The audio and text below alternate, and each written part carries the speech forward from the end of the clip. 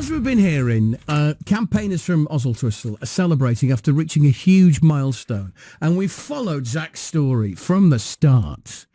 Zack Kerr and his dad, Kerry Davis, have been campaigning for about 8 years about this after a particularly bad trip that they had. And they thought, right, we need to do something about it. So they have managed to get 54 changing places toilets installed across England's motorway network in the service stations. Changing places are facilities for disabled people who can't use other toilets. It's more than just a disabled toilet. It's a place where basically they don't have to writhe around on the floor, which is not nice. Zack Kerr and his dad, Kerry Davis, have been campaigning for this for about 8 years. Zack, who lives with cerebral palsy, uses and you'll have heard Zack before, uses a computer to communicate. He told me how he felt about reaching the milestone. I am very happy about the success of my campaign, and I am really proud of what I have achieved from starting out with my petition in 2017.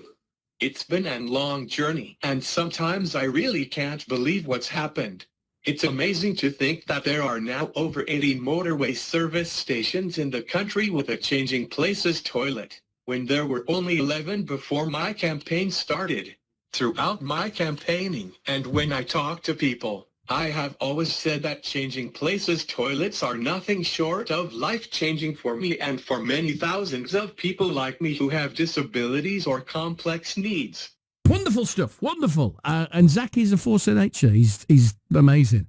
Well, I've been talking to his dad, Kerry Davis. He told me how proud he is of Zack, quite rightly, and what they've achieved, what they have achieved together. It's a bit surreal, really. You have to pinch yourself and think, it can't be very often that, as they say, the little guy wins. And this is a real little guy, David and Goliath story, really. And yeah, when I think back to when you and I and Zack met a couple of times back in 2017, 2018 with sort of news of what he was trying to achieve and the small beginnings of a social media campaign and so on, it's incredible to see what's come as a result. Yeah.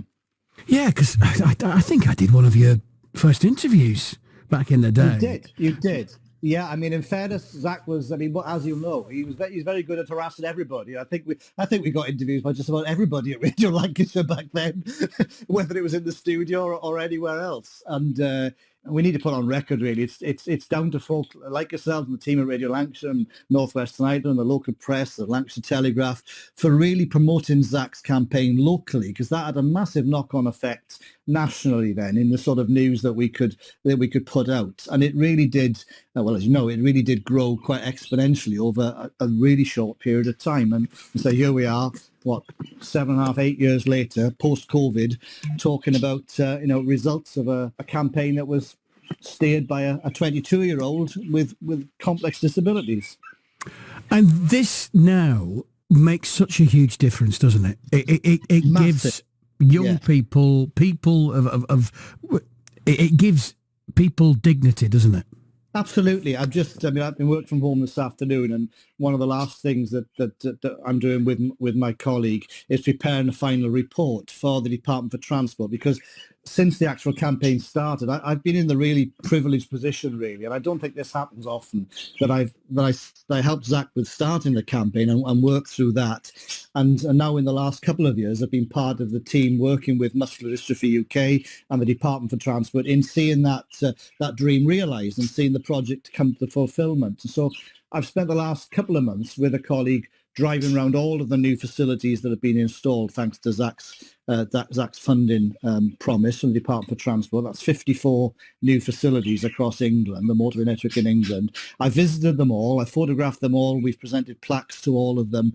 And we've started getting feedback from people on social media channels saying that, already what a difference they're making. I even went through, actually, you'll remember back in 2017 when Zack was filmed by our late colleague Diane Oxbury going on that trip to London. And there wasn't a single spot where we could stop to change Zack in that journey. And now I've got in front of me a sort of a rerun of that story, if it were to be today.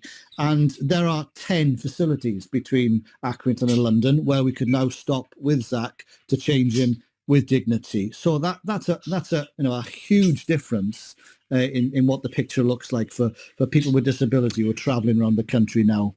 Well, that was Zack Kerr. That's his dad, Kerry, and also in the background, accompanied by his budgies, because Zack does have budgies. So yes, you could hear birds.